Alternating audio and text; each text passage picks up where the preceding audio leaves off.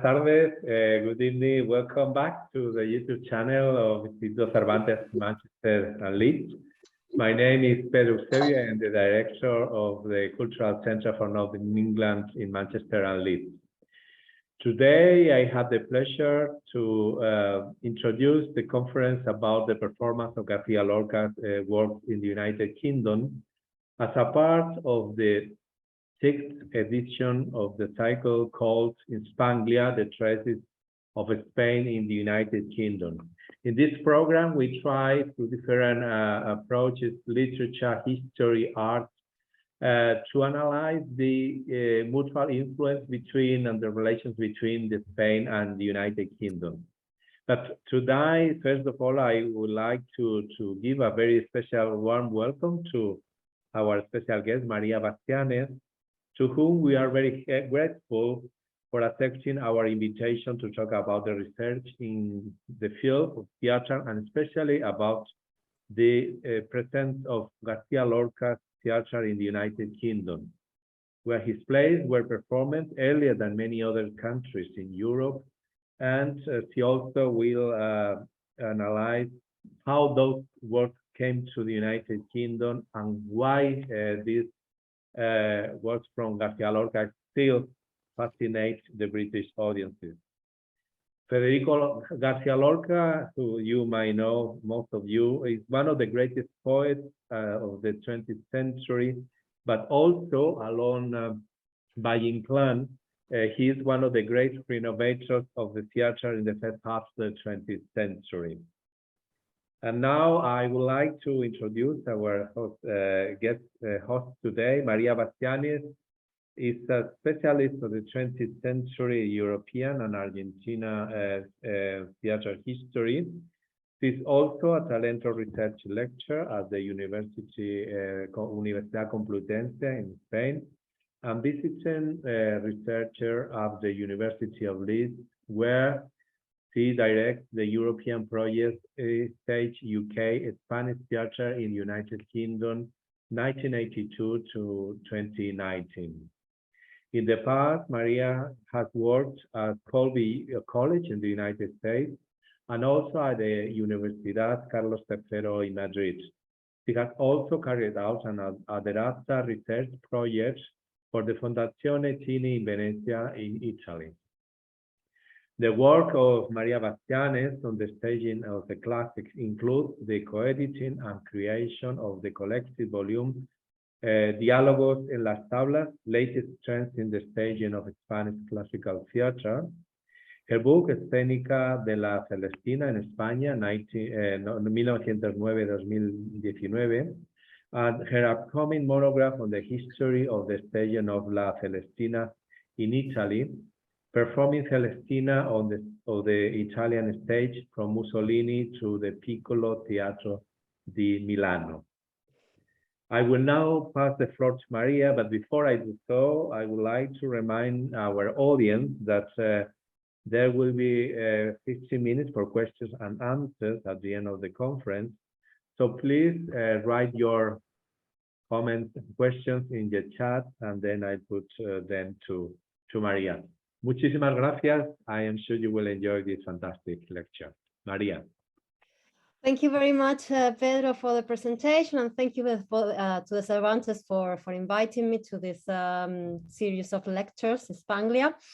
So what I'm going to talk today, I'm going to first share my screen, just a second here. So what I'm going to talk today is part of the results of, as practitioners like to call work in progress. I'm reconstructing Lorca's stage life in the UK from the outset, from the very beginning. This is one of the principal outcomes of my Marie Curie project, which I started in Leeds in 2019, and I'm now continuing in Leeds, but as a visiting. Well, I have to confess, in fact, that this is a kind of a deviation for my original plan, because my my project was on the presence of Spanish theater in the UK from the 80s till nowadays. But what I realized at the very beginning of my research is that I couldn't understand the presence of Spanish theater in the UK without reconstructing Lorca's life in British theater.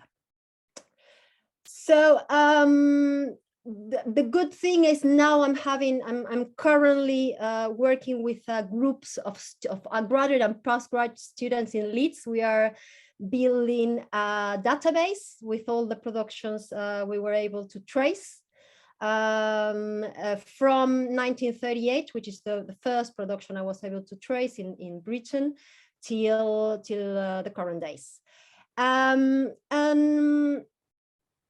So in this presentation, I will try to give you an overview of this history we are reconstructing, and the specific features of Lorca's theatrical life on the British stages. And you will have to forgive me because I will devote more time to explain the initial theatrical presence of the Grenadian poet in Britain, the period that extends from 1938 till 1960. And there are two main reasons behind this, let's say, focus. The first reason is this is a period that I have studied in more depth up to now. And the second is that this first reception of Lorca's theatre in the UK, let's say it lays the foundation, and also the discourses and the cliches around Lorca and Lorca's theatre that will keep appearing, let's say, during the whole stage history of Lorca on the British stages. So the reconstruction of the first British and international in general theatrical presence is also particularly important in the case of García Lorca, the reconstruction of this first period of performance, because of the, let's call it, anomalous circulation of Lorca's theatre after his death. Killed by the, as you may know, by the Francoist regime in 1936 at the beginning of the Spanish Civil War, and only a couple of years after he had started to be considered a prominent figure of the Spanish stages, thanks in part to the very successful trip he made to Argentina, and the success his plays had in Argentina. So killed in 1936 after Lorca's death, his family and during some time, for a while, also the Francoist regime prohibited the performance of Lorca's plays in Spain. This extended till 1960. So this means that from Lorca's death till 1960, the presence of Lorca's theatre on stage depended almost exclusively on the enthusiasm of international practitioners and translators. Some of them encouraged, sometimes encouraged by Spanish political exiles, of course, but not always. Sometimes the initiative of performing Lorca was born directly from these international practitioners. So let's start our journey through the history of the performance of Lorca in the UK with the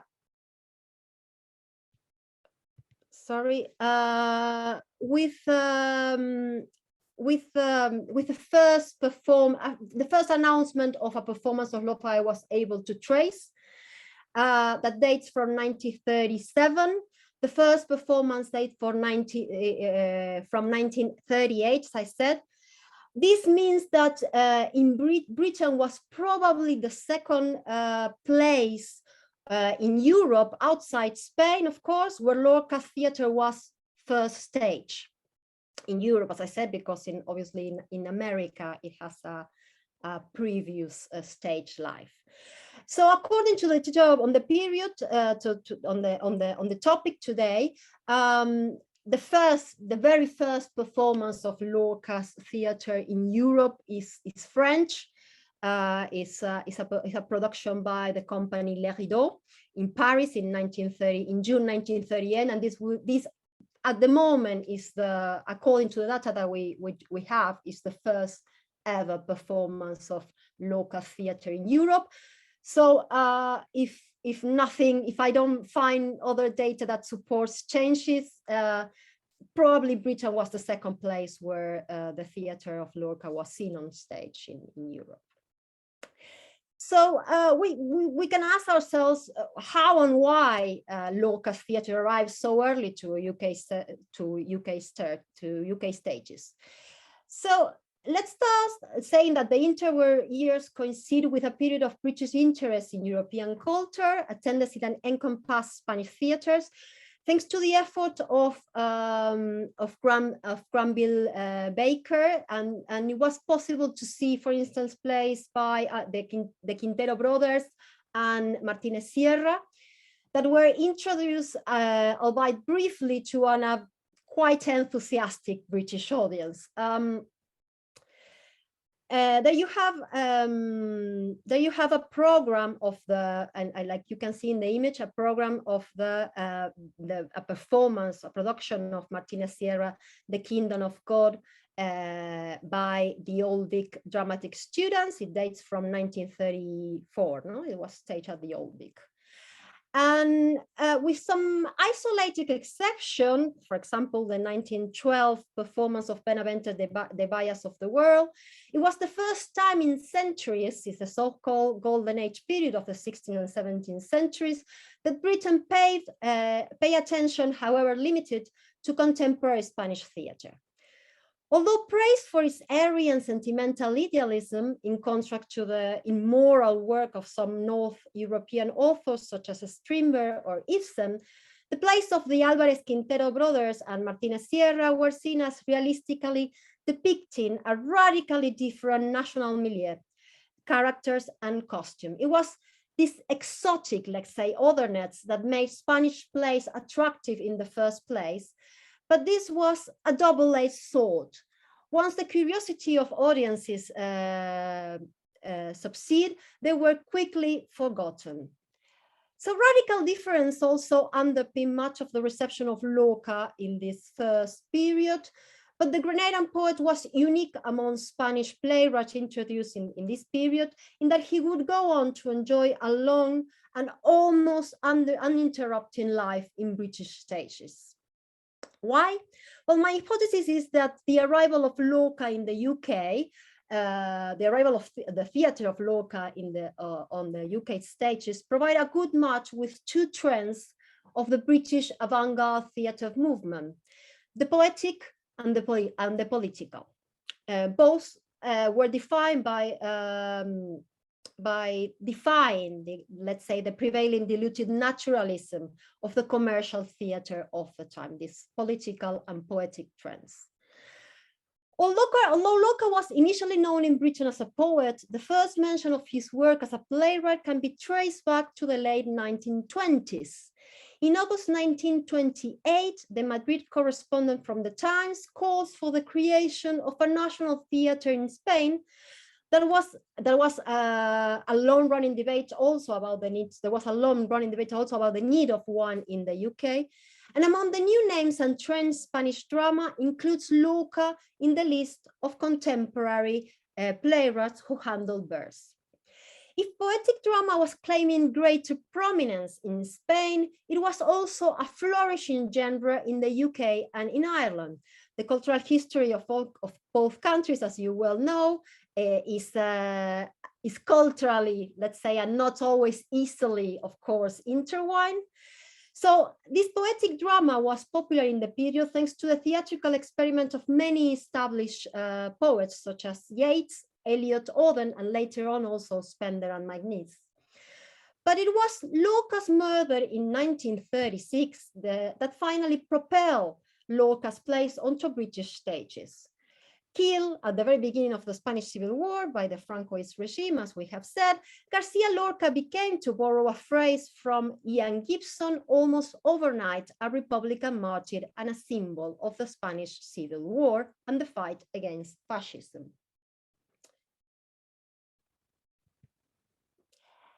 The earliest information that I have been able to uncover as regards UK projects to perform Lorca's theatre dates, as I said, from November 1937, when a production of Blood Wedding was announced under the title of Marriage of Blood as part of the season of the Stage Society.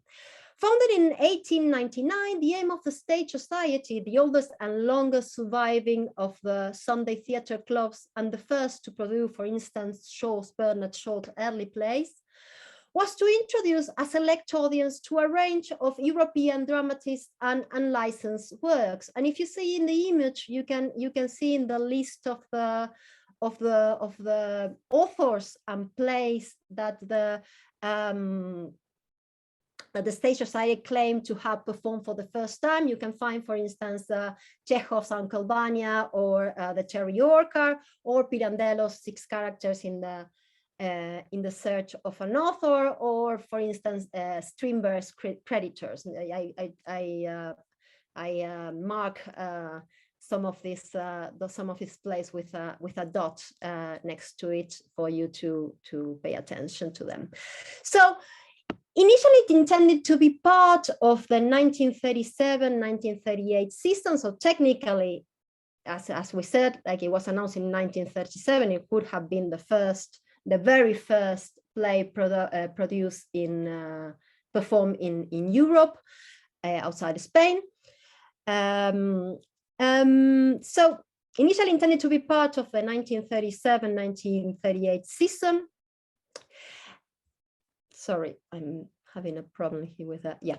The British premiere of Marriage of Blood finally took place on March 1939 at the Savoy Theatre, and also 1 week later in a performance in aid of the Spanish Writers Relief Committee. The latter was a politicized event, one of the many organized to aid the Spanish Republic's cause in a country that by then, the UK, had officially decided to stay neutral in the conflict, in the Spanish Civil War. Which, by the way, by the time that this production was seen, this production of Marriage of Blood Wedding, the most common English title is Blood Wedding. So by the time this production was seen, the war was almost about to come to an end in April 1939. The brain behind the performance was either the producer, the French director Michel Saint-Denis, or the translation, the writer John Langdon Davis, a war correspondent for the liberal and pro-republican Daily Chronique. Nephew of Jacques Copeau, I don't know if you have heard about, but it's one of the most prominent figures of 20th century French theater. So nephew of Copeau, Michel Saint-Denis would probably have met Lorca at the beginning of April 1933, when the French director's company, the Compagnie des Camps, was invited to perform at the residence of students, Residencia de Estudiantes, in Madrid. It is even possible to imagine Saint-Denis, Michel Saint-Denis, attending one of the last performances of Bodas de Sangre, of Blood Wedding, of the Spanish performance of Blood Wedding, premiered successfully only 1 month before at the Teatro Beatriz of Madrid. So, so this meeting of Saint-Denis with Lorca, that probably happened in the Residencia de Estudiantes, the residence of students. For those of you who doesn't know what the residence of students is, sorry, it's so common to call it Residencia de Estudiantes. It was a truly this residence of students was a truly cultural hub of Madrid in the first decades of the 20th century. And it was there where Lorca, who was one of the students that was hosted by the by the institution met, for instance, Dalí or Buñuel. So let's come back to Saint-Denis. Saint-Denis, who was living, of course, in France, moved to London in 1934, where he established the London Theatre Studio. He would soon become, along with many other foreign practitioners who visited or lived the UK in the 1930s, a very important renovation figure within the context of a British stage characterized by insularity and traditionality. In that period, in the 30s, the UK was undoubtedly falling behind in relation to all the theoretical experiments that were happening, for instance, in France, Germany, Russia, Italy, the US. And of course, if we think of an initiative as La Barraca, this touring company that Lorca directed, this university touring company, it was also falling behind Spain. No, this touring company was supported by the Republican government and was in the period a quite an innovative way of taking the theater around towns, right, in Spain. It links with let's say, with a tradition of European popular theater, this trend that attempts to bring theater to the masses, to a popular audience, let's say. So as an aside, if you see the image that is there in the screen, on the screen, you can see that I have placed an arrow next to a name, the name of Selma Bastianes. And the reason why I did this, I'm highlighting this, because she's one of the many now, let's say, second line, now forgotten practitioners that were very important in the diffusion of European authors in British stages. Selma Bastianes was not only behind some of the first performances of Lorca's plays in Britain, but also was behind of the introduction of Jean Genet, the French playwright Jean Genet. And so I think it's interesting, like, to reflect how sometimes we tend to reconstruct the history with these big figures, but in fact those that are like putting the foundations, laying the foundations for the productions to happen, for the introductions of new name happening, are those who maybe are not so busy, and in the second line I have the time to explore what is being written in the period. So I mentioned this first performance of Marriage of Blood, but to be honest with you, this was, although it was the first production announced, it was not the very first production scene in the UK of Lorca's play. So that titles belong to another production. Quite a small production. I mean, it's quite significant that the very first performance of a play by Lorca happened not in London, but in Surrey, in the south. It was a performance of Mariana Pineda, the drama about the Granadan liberal Martin, and it was performed, as I said, in August 1938 at the Barn Theatre in Shears, Surrey, by a company that was called the Otherwise Theatre Club. And the production, the reason I didn't name it first is because the production was probably also linked to Saint-Denis circles Its director, John Burrell, a former producer and director at the Barn Theatre, had joined in 1938 the staff of the London Theatre Study as a producer and director of the corps. What is important to bear in mind, he was connected to the Sandinist circles. So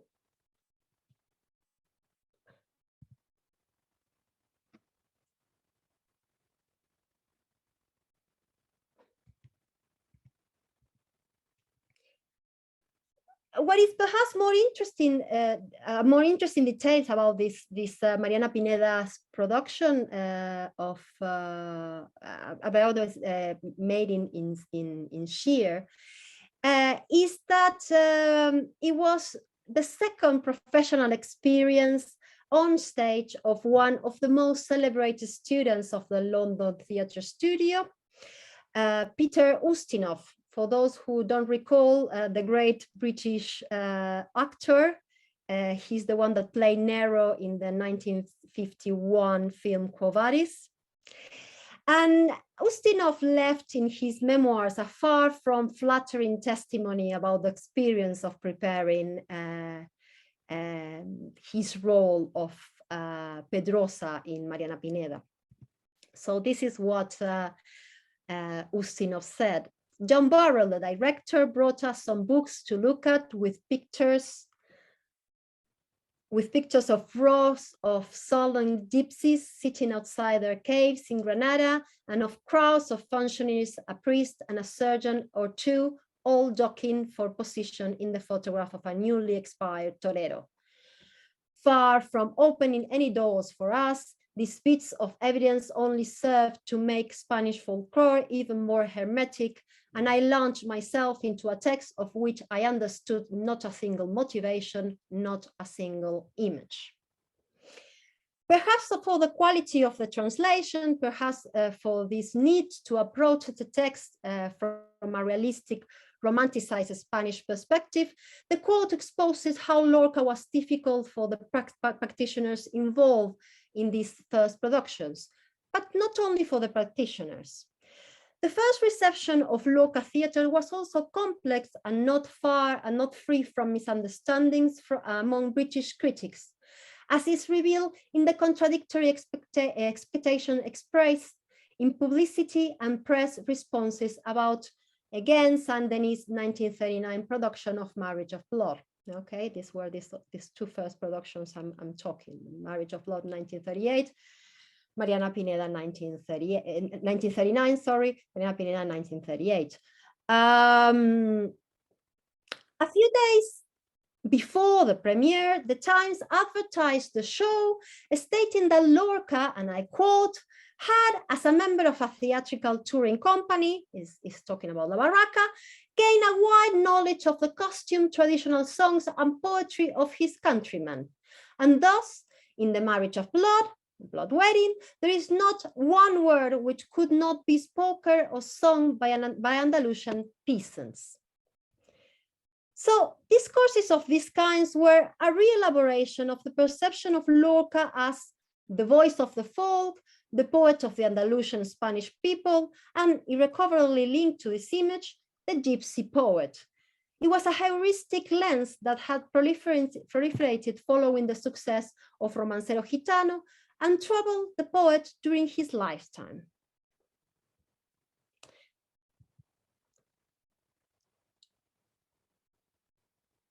So, sorry. Lorca's first Spanish heralds in the UK play a significant role in the spread of such essentialist romanticized stereotypes. We need to look no further to the title of Arturo Bareas, the novelist Arturo Bareas, the author of The Forge of a Rebel, study of Lorca, the poet and his people. It was one of the first full-length literary studies of Lorca's work in English. It was published, it's worth noting, in Eliot's Farber and Farber, during, of course, Bareas' exile in the UK.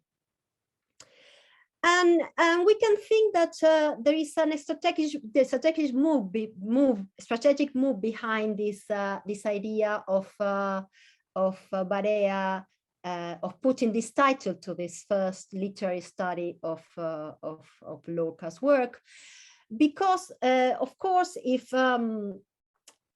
Lorca was the poet of the people, who better than his country, his Spaniards living in the UK, to present the work of Lorca to British audiences, okay?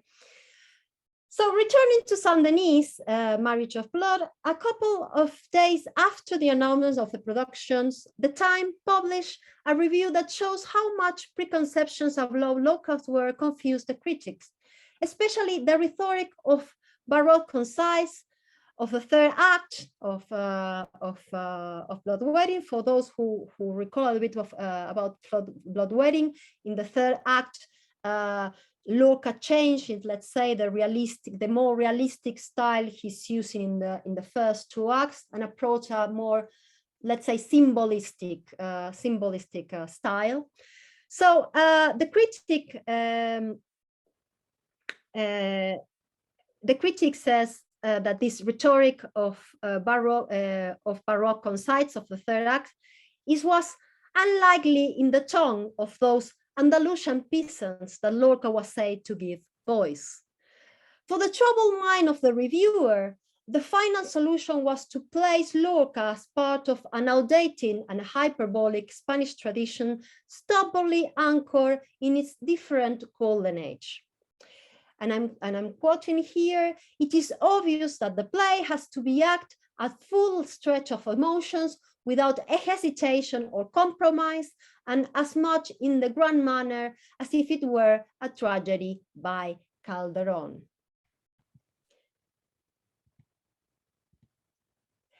This is not, however, the only way to perceive Lorca and his plays by critics. The Manchester Guardian, talking about this same production of Marriage of Blood, offers an almost antithetical impression of the performance. Thus, apart from mistrusting the translation, it dismissed the two first acts of the plays, the more realistic one, calling them ordinary enough drama, and it rejected as a matter of passionate opera, but some Spanish Mascagni. The reference here, of course, is Mascagni's Cavalleria Rusticana. In other words, he's comparing these first two acts of Blood Wedding to opera, to the melodramatic tone of opera. But conversely, greatly praised the third act of the play, and Saint-Denis missed an scene. But what is more telling about this second review of the 1939 production of Marriage of Blood is the network of theater associations that it builds. Lorca is not perceived through his connections with a Golden Age theater tradition, but is linked directly to authors such as Synge and Yeats. In other words, to the Irish literary revival and poetic drama. There is a formal justification for said comparison. In his so-called rural tragedies, Blood Wedding, Yerma, and La Casa de Bernarda Alba, Lorca was doing the same that Yeats and Synge had done 30 years earlier, that is to say, returning to elements of Greek tragedy. In fact, we know that Lorca read and admired the work of Synge, and it's possible that the finale of Blood Wedding was inspired by the ending of Synge Riders to the Sea, no? With this attempt to transpose the work of Greek tragedy to a rural setting. No? Lorca and Synge were doing, let's say, the same. It is not by chance, actually, that many of the first British and Irish productions of the so-called Lorca's rural tragedies were staged by theatre company and venues interested in performing poetic drama, like this 1953 production of Blood Wedding, This time the title was Blood Wedding and not Marriage of Love, as in 1939. As I said, this 1953 production of Blood Wedding, staged at Northern Ireland at the Belfast Lyric Players. The Belfast Lyric Players is the origin of the current, for those who have been in Belfast, of the current lyric theatre of Belfast. And this one is actually one of the very, very few images I was able to find of early productions of Lorca's theatre in the UK. The lyric was created by the Irish director Mario Malley, and it was a hub for poetic drama, mainly short plays by Yeats. So there is this, let's say, match between Lorca and the repertoire of this theatre, of the Belfast Lyric Players. It is possible, nevertheless, that the comparison I've just mentioned between Lorca and Yeats and Synge was also rooted in sociological reasons. From the very outset, the world that Lorca created in his rural tragedies, as I said, like the rural tragedy of Blood Wedding, Yerma, and Bernarda Alba, was associated with a local Irish culture in Britain. Such comparison derives from the purported similarities between the traditional Catholic and rural backgrounds of Ireland and Spain. And it has to do, again, also with this idea of Lorca as the voice of the Spanish folk, for the Spanish people. And we don't unfortunately have the text of John Landon Davies' 1939 adaptation of Blood Wedding, the one used in this first stage I mentioned before by Michel Saint-Denis. But we do know, for instance, that he peppered the text with pseudo-Irish terms and phrases to make the dialogue sound more peasant to a British audience. But I will come back to this association of Lorca to Ireland and Irish drama later when I talk about the last performance of Lorca, because we will see this discourse reappear. Actually, I'm quite puzzled, to be honest with you. I thought there was something related only to Lorca, but in my experience, when last year I was translating a Spanish play into English, and a director came to help us with the reading to check if everything was all right. And when he started to suggest ideas for a potential production, and the first thing he said, it was a play by a contemporary playwright, and the first thing he said is, why don't we set the play in Ireland? So it's still this connection between Spain and Ireland it seems to work for not only for Lorca but for Spanish theater in general.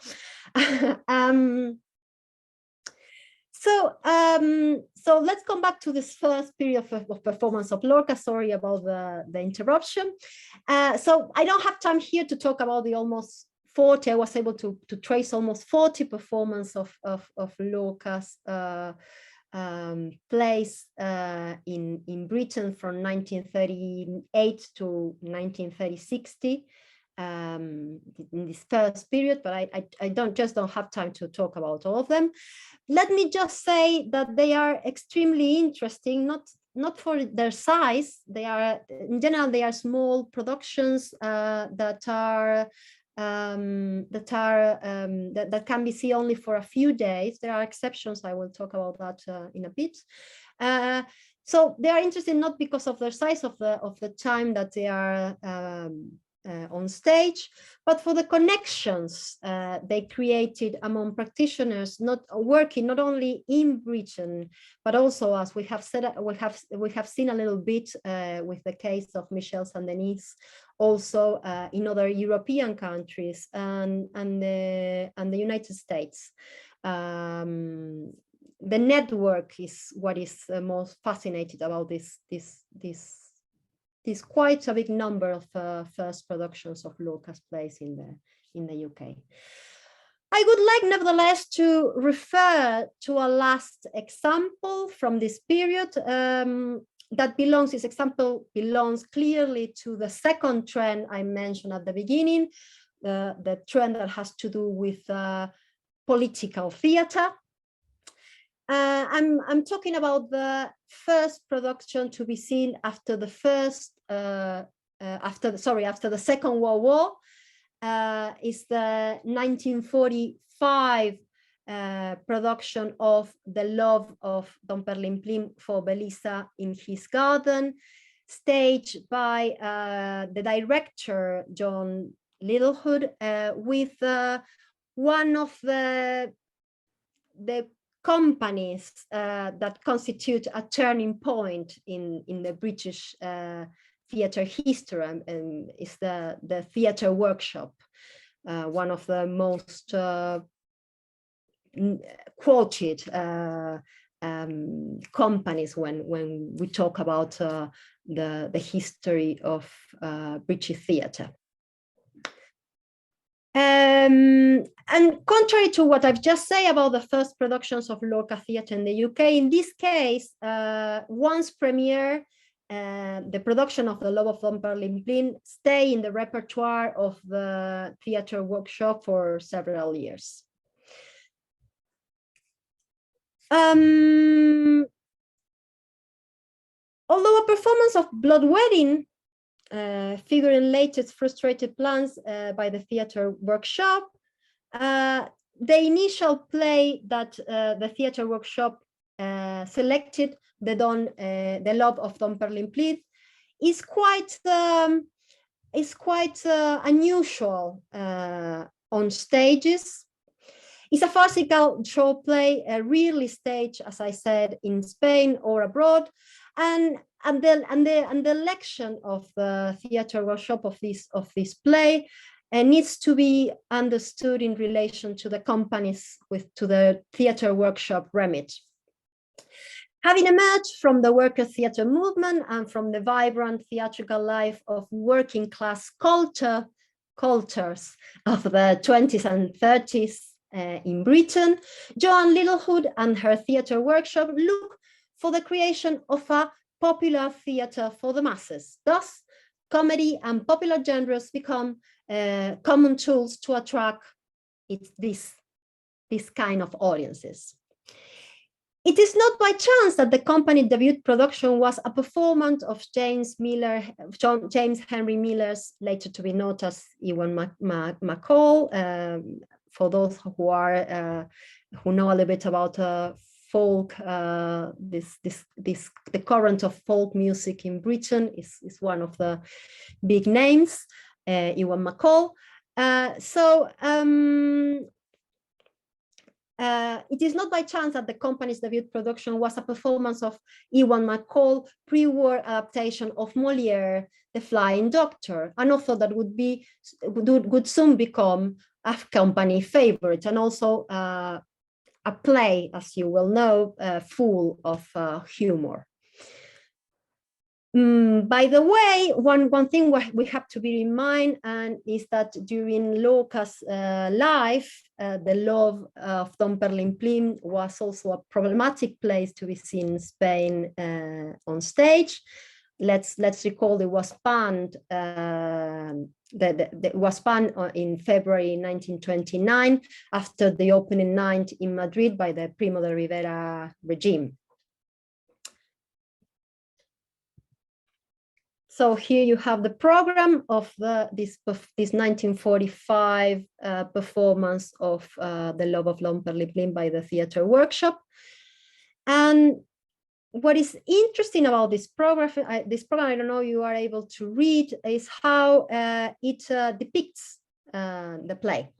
So we can identify associations already evident in the two previous productions of Lorca plays that we have mentioned earlier, this Mariana Pineda and Marriage of Blood Wedding.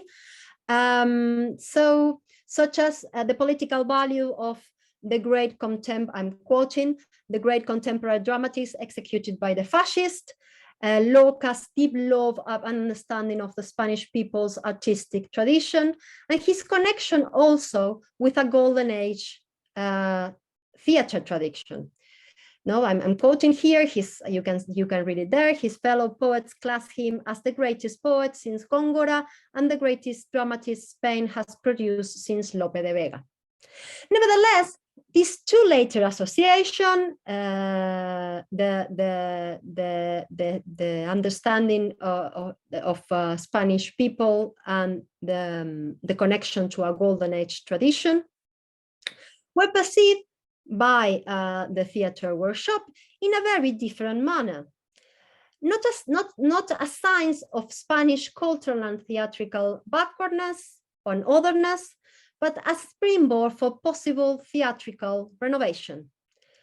As Lorca had done with La Barraca, Littlewood believed that a return to the classic, a theater that has been popular in its own time, could help to reconnect with contemporary lower classes. In this sense, Spanish Golden Age drama occupied a decent space in Littlewood's own theatrical interests. In 1936, in fact, Littlewood stage directed Fuenteovejuna for the first time with the Manchester Theatre Union as part of a campaign to raise funding for the Republican cause during the Spanish Civil War. And this is very interesting because one thing that is also interesting, worthy to noting, is how repertoires are built. No, how this classical repertoires of plays. I talk about Fuenteovejuna, but other play that the classic that the theater workshop performed was later on in 1958, La Celestina. So how plays are together in a repertoire, how they are selected and why, the connection they establish.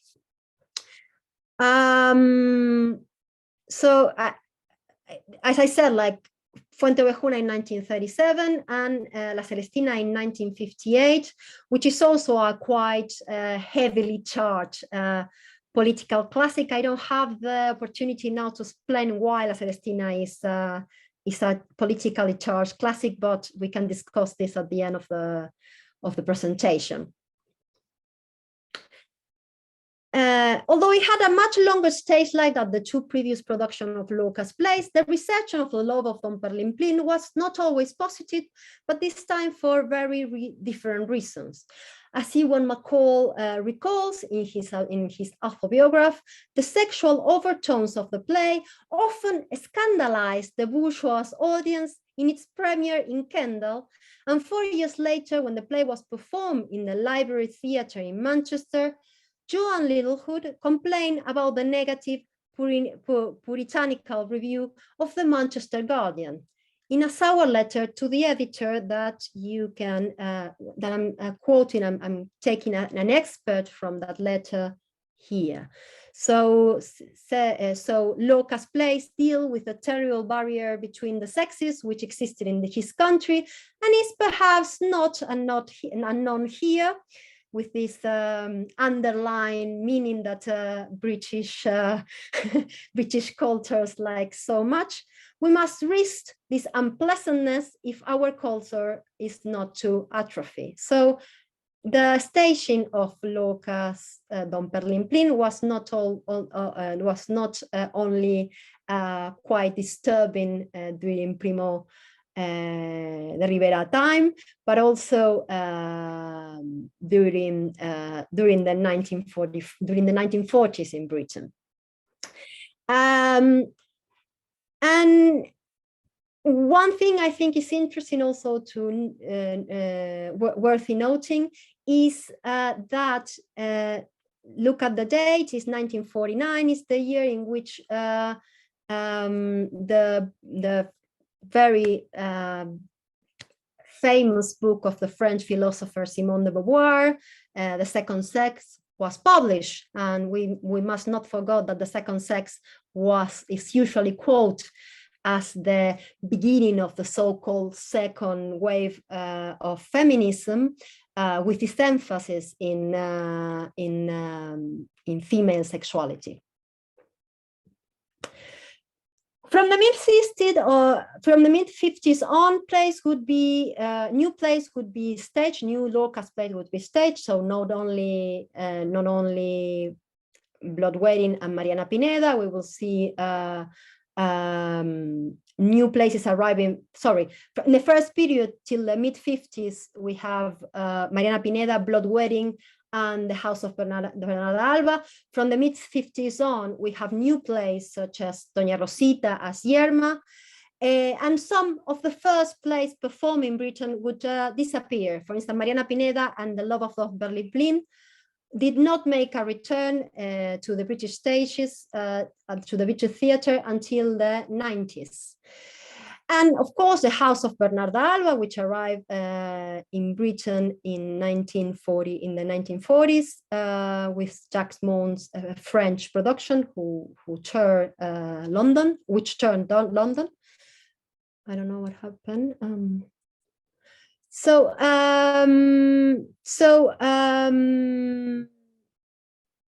The House of Bernarda Alba and Blood Wedding would increasingly dominate the emerging Lorca canon on stage. But it was this production that you can see there on the screen, the 1971 Spanish production of Yerba, directed by Victor Garcia and starring Núria Espert, that toured Britain in 1971 with this amazing Kanban membrane set created by Fabia Puigcerver. This production was really a turning point in the history of Lorca theatre on British stages. Because of the very, very, very positive reception, and it's not by chance that Núria Espert was later on in the 80s invited to direct. I think, if I'm not wrong, it's her first experience as a theatre director, and it's in English. Was invited by the Lyric Theatre Hammersmith to direct Bernarda Alba. With Glenda Jackson and John Plowright, so it was a quite important production. But I don't have time to talk about this, and it makes not much sense because it has been magnificently studied by Maria Delgado in these two books. In fact, it's just one. The version in English, and then the translation in Spanish, which expands the original version. Other Spanish theater, in which she studies the production I just mentioned by Victor Garcia, and also the Bernarda Alba of 1986 at the Lyric Theatre Hammersmith.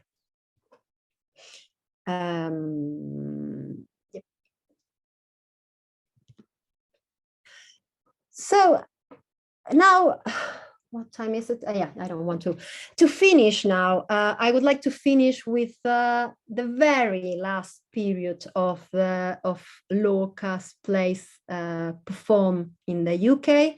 This is an image of the recent 2019 production of Blood Wedding at the Jombik. This is not Lorca's Blood Wedding. This is a quite different rewriting of the play, a free version, let's call it, by Marina Carr, the Irish playwright Marina Carr, and directed by Yael Faber.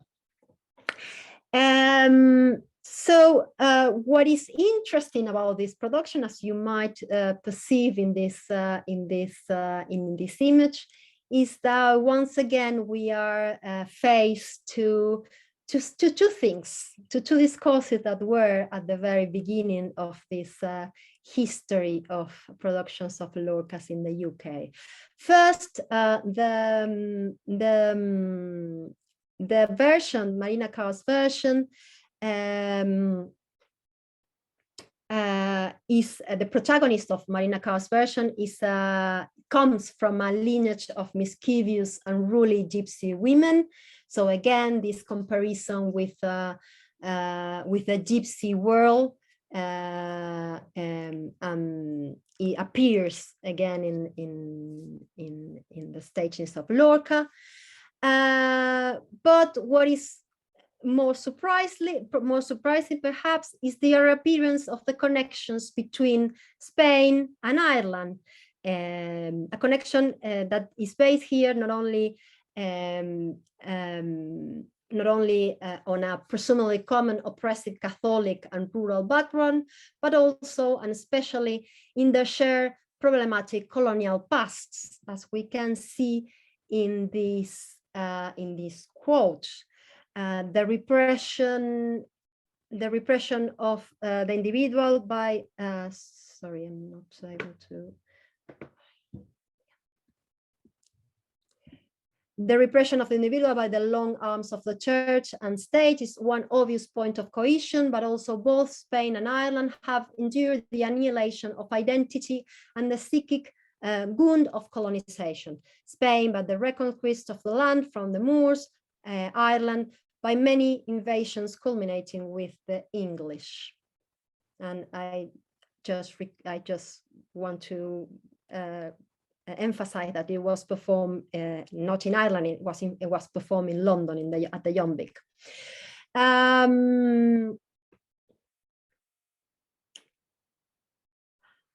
So I personally believe Marina Carr stages this production in what she calls an Andalusia county of Valley, this region of Ireland. And this association between a similar colonial past, I think that personally I believe is going a little bit far, but we could talk about such question for hours and perhaps years, and meantime has come to end this presentation. So if you want, we can discuss this further in this 50 minutes of questions. Thank you very much. Muchas gracias, Maria. Fantastic. Thank you very much. And now the floor is open. If you want to put your question on the chat, or we can also open you can open the microphone and ask directly to Maria. Anyway, I have a question, Maria. Considering that we're speaking also about the mutual influence between Britain and cultural influence and Spain, is it García Lorca was very passionate about the classic theater and classic authors. It is documented that he had an influence also from Shakespeare, or any relations with the Shakespeare tradition? Yeah. Am I still sharing my PowerPoint now, right? No. Okay. But you can do that if you want. No. Yes, of course. Lorca was a great admirer of Romeo and Juliet, as we can see in the public, and also A Midsummer Dream. And he was fascinated. It's very interesting why he was fascinated by Midsummer Dream. So because he's quite connected to the fact that he probably was quite connected to the fact that he was a gay person. Because what fascinated about Midsummer Dreams, what Lorca find more fascinating about Midsummer Dreams is this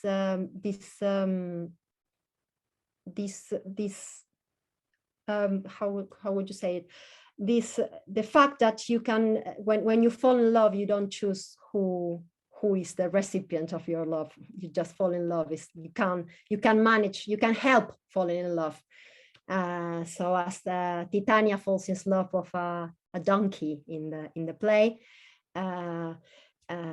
for him was an example of how love cannot be controlled, let's say. Yes. Thank you.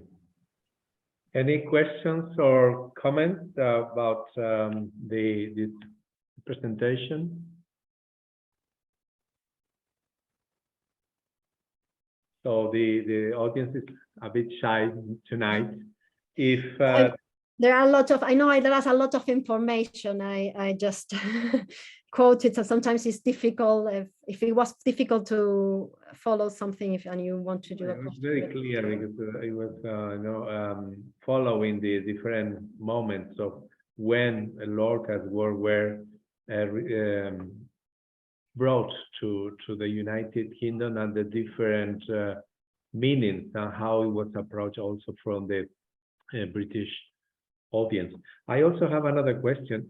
You think why in Britain and not in any other country? Why was in Britain the first country outside of Spain where the Lorca's works were performed? The first place outside of Spain in Europe. There are obviously in Europe, yeah. Yeah. Why? Probably there are two reasons. First, as I said, that the person behind the first staging was Michel Saint-Denis, who knew Lorca from the period he was. But probably, I mean, I don't have proofs, but probably he did stage a play during the period Lorca was at the residence, so they probably meet at some point. This is the first reason. The second reason is, of course, there were a lot of Spaniards in exile in London. I talk about Arturo Barea, but of course we have Martínez Nadal, who was a close friend of García Lorca. And of course they were encouraging. Also, like, if you remember this actress I mentioned, this María Bastianes, which is a fascinating character. I'm sorry, perhaps when I mentioned it, I didn't emphasize enough how fascinated she was, because she did an incredible job, not only like discovering, trying to introduce a European modern theater in Britain. So this actress, for instance, was befriended Martínez Nadal. So yeah, so that are the two main reasons, and also because, as I said, connected really well with the innovation theatrical life that were happening at the moment. Although, as I said, these first performances are really small. Yeah, I could talk further about this if you want. We don't have to think about those performances as we think about small performance in these times, because at the time there were theatrical circuits that we don't have now. So the fact that it's small doesn't mean that it's not important, if I understand what I mean. Yeah, it was a really different reality as nowadays. Okay, thank you very much, Maria, for this thought-provoking. There's a comment from Catherine Churnin, sorry. Many thanks for thought-provoking presentation, and also Nicola Warren. He says it was very interesting. Muchas gracias, Maria. And I take now the opportunity to remind you that we will have on the 31st of October this month, again with Maria, and an interview with Larry Bott, who is one of the most prominent performers and the creative person in theater in Spain at the moment. And that will take place on the 31st of October. You are all very welcome. Thank you very much. Muchas gracias. Gracias a ti, Pedro. Al día 31 de octubre aquí, de nuevo.